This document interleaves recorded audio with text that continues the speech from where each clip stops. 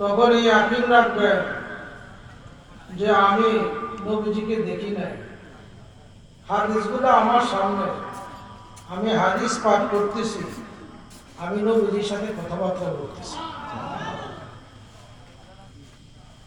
আপনি যখন দরুদ শরীফ পড়বেন, আকীদা রাখবেন আমি নবীজিকে দেখি না, কিন্তু নবীজি আমাকে দেখতেছেন।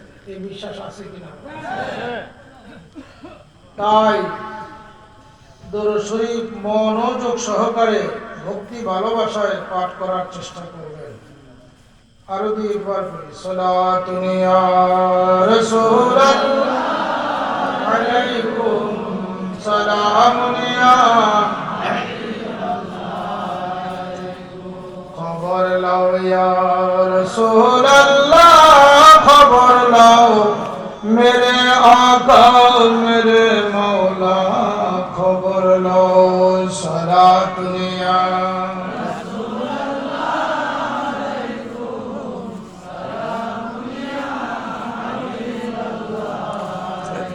দেখা দেন গো নূরের নবী আসিয়া, আপনাকে দেখলে পরে দুঃখ যাবে ঘুচিয়া, সারা দুনিয়া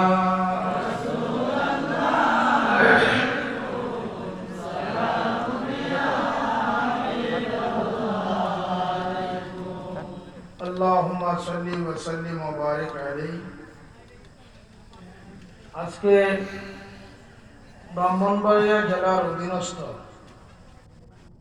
কসবা থানাধীন ঐতিহাসিক নিয়ামতপুর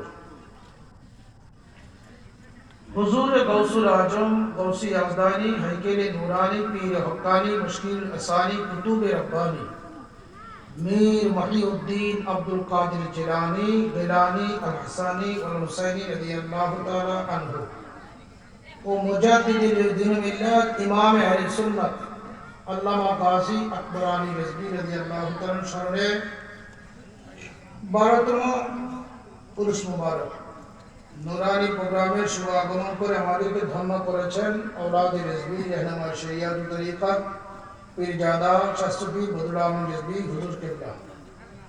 নুরানি প্রোগ্রামে আজকে প্রধান আকর্ষণ আমাদের দরবার শরীফের খলিফা সুমধুর কণ্ঠের অধিকারী মাওলানা আব্দুর রহমান রিজভী সুন্নিয়াল কাদেরী। আজকে মাহফিলে বিশেষ বক্তা দরবার শরীফের খলিফা মাওলানা তৌহিদুর রহমান রিজভী সুন্নিয়াল কাদেরী।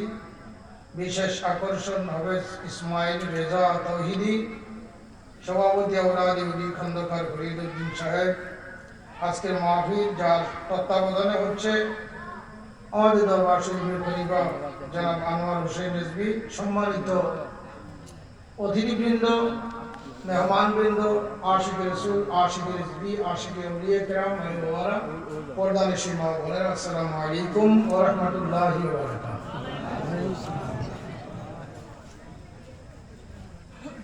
আপনাদের আকর্ষণীয় বক্তাবৃন্দ এখনো মজুদ আছে। তৌহিদুর রহমান সাহেব আছে, আব্দুর রহমান সাহেব আসছে। আপনারা খুব মনোযোগ সহকারে তাদের আলোচনা শুনবেন। আমাকে আপনারা মহব্বত করেন, প্রতি বছর আসার চেষ্টা করি। গত বছর দুর্যোগপূর্ণ আবহাওয়ায় প্রোগ্রামটাই হয় নাই, ঠিক না? আজকে হয়েছে।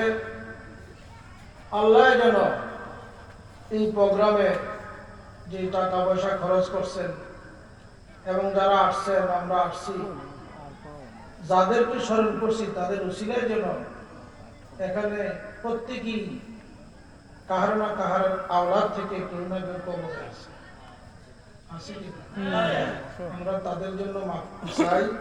আল্লাহ যেন তাদের মাফ করে এবং এই মাহফিলটা যেন আল্লাহ পাক কবুল করেন। ভাইরা আমার, এই কসবা থানায় নিয়ামতপুর, আমি তখন মনে হয় দাখের পাশ করছিলাম। এই খন্দকার গিয়াসউদ্দিন সে আমাকে আপনাদের দেশে সেই 88 থেকে এই পর্যন্ত 80 আপনারা আনেন, খানা খাদ্য আল্লাহ কিসমতে রাখে, যা তা খাই, হাদিয়া তোফা নেই। অনেক সময় এখন আসার সময় চিন্তা হয় এই ময়দান গুলাতে জামাল মুজাদ্দেদ বিচরণ করেছিল। আমার মহান মুর্শিদ শহীদ আল্লাহ মাসুদুল্লাহ বিচরণ করছি। আমরা এখন করি, এমন এক সময় আসবে আমরা আর আসবো না।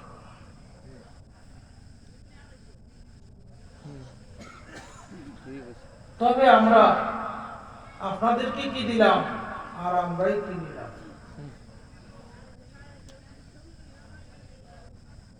বড় আফসোস, চতুর্দিকে শুধু ফিতনা আর ফিতনা। প্রিয় নবীজি বলছেন, আল ফিতনা তো আসাদ্দু মিনাল কাতল। ফিতনা হত্যার চাইতে, কতলের চাইতে জঘন্যতম খারাপ হচ্ছে ফিতনা। নবীজি বলছেন, এমন একটা যুগ আসবে আমার উম্মত ফিতনা থেকে বাঁচার জন্য গাছের শিকড়ের নিচে পলাবে, ওই জায়গায় গিয়ে তাকে ফিতনা আক্রমণ। বাস্তবে তা হচ্ছে কিনা বলে?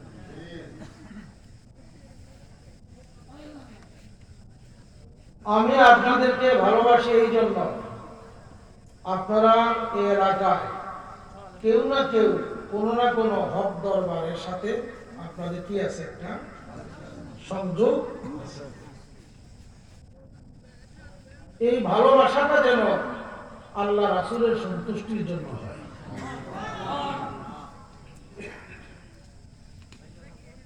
আমি আইসা শুনছি কর্তৃপক্ষ 2,05,000 টাকা দিয়া মহিষ আনছে নাকি? হ্যাঁ, সারাদিন খাইছে, আল্লাহর বান্দারা খাইছে, 4,5,000 লোক খাওয়াইছে, কিন্তু ময়দান এমন পরিস্থিতি, বড় আফসোস। যাই হোক, আল্লাহ যাদেরকে খাওয়াইছে, আল্লাহ তাদের কালবের জন্য ইমানের মূল দান করে।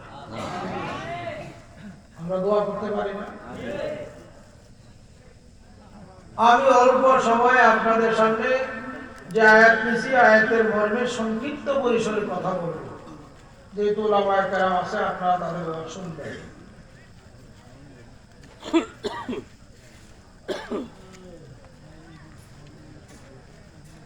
আল্লাহ বলেন, ওমা আরসালনাকা ইল্লা রাহমাতাল লিল আলামিন।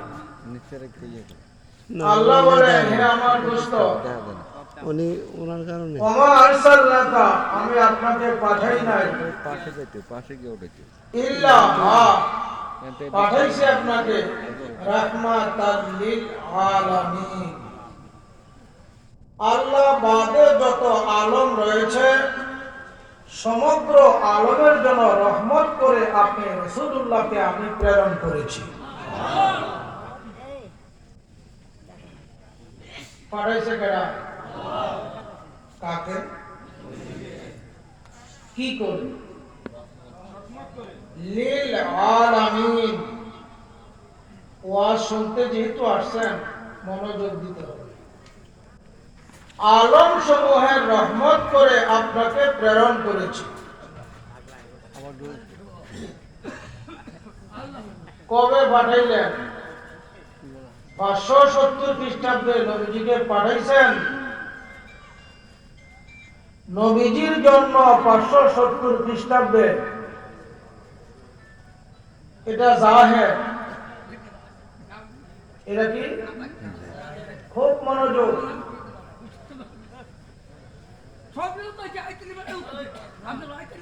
হুজুর পাকের বেলাদত শরীফ 570। এটা হচ্ছে জাহের। আর হুজুর পাকের খিলকাত, নবীজির সৃষ্টি 570 খ্রিস্টাব্দে নয়। কথাটা মনোযোগ দিবেন। হুজুর পাকের 3টি অবস্থা। একটি হচ্ছে খিলকাতে মুহাম্মাদি, আরেকটি হচ্ছে বরিসাতে মুহাম্মাদি, আরেকটি হচ্ছে বেলাদতে মুহাম্মাদি। কয়টা কথা বলছি? খিলকাতে মুহাম্মাদি মুহাম্মদ সাল্লামের সৃষ্টি, বেলাদতে মুহাম্মাদি মুহাম্মদ সাল্লামের নুরানি শুভ আগমন, বরিসাতে মুহাম্মাদি নবীজির প্রেরণ। কয়টি কথা? 570 আগে আলম ছিল কিনা? বেহেশত, দোজখ, আরশ, কুরসি, লৌহ, কলম ইত্যাদি ছিল। আদম থেকে ঈসা পর্যন্ত 570 পূর্বে ছিল কিনা? 570 পূর্বে যে আলমগুলার অস্তিত্ব, এই অস্তিত্বের রহমত কোথায় থেকে পাই? 570 নবীজি মক্কা নগরে আসছেন, ঠিক কিনা বলেন? এর আগে এই যে আলমগুলা, সৃষ্টিগুলা, নবী রাসূলগণ, জিন জাতি, ফেরেশতা জাতি, বেহেশত, দোজখ, আরশ, কুরসি, লৌহ, কলম, চন্দ্র, সূর্য, তারকারাজি ওগায়রা ইত্যাদি যত আলমগুলা 570 আগে অস্তিত্ববান, আমার প্রশ্ন, ওই আলমগুলার রহমত কি? আল্লাহ তো 570 নবীজিরে দুনিয়ায় পাঠাইছে মক্কা নগরে।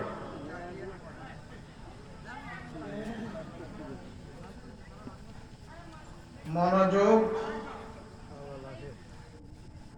আল্লাহ কোরআনে জবাব দিয়েছেন, হুয়াল আউয়ালু ওয়াল আখিরু ওয়াজ যাহিরু ওয়াল বাতিন ওয়া হুয়া বিকুল্লি শাইইন আলীম।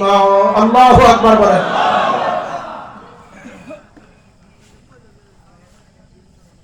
তিনি আউয়াল, তিনি আখির, তিনি জাহির, তিনি বাতিন, তিনি সবকিছু জানেন। এই আয়াতের দুইটি মর্ম শেখ আব্দুল হক মুহাদ্দিস দেলভী বুখারী হানাফি রাহমাতুল্লাহ আলাইহি তিনি মাদারিজুন নবুওয়াত শরীফের মুকাদ্দামার মধ্যে আনছেন। একটি হচ্ছে সানায়ে বারি তাআলা, আল্লাহর প্রশংসা, দ্বিতীয় হচ্ছে নাতে মুস্তাফা, আমার নবীর প্রশংসা।